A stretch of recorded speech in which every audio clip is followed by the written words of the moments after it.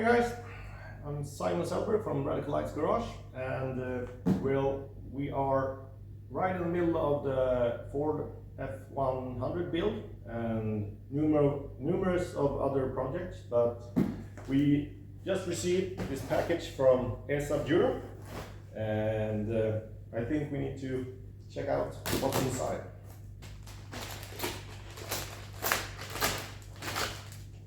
So this is the coverall MW2000.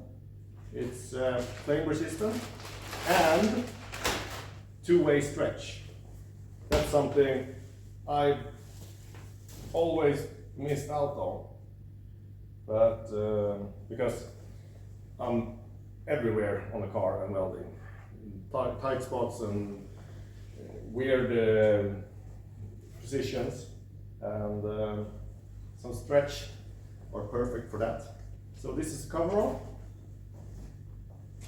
Pretty sweet. You're never too old to wear an overall. And we've got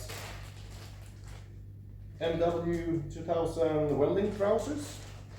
Looking good. MW2000 jacket. Same there. Flame resistant. Two-way stretch. Black, clean. Sweet. Let's put them to use.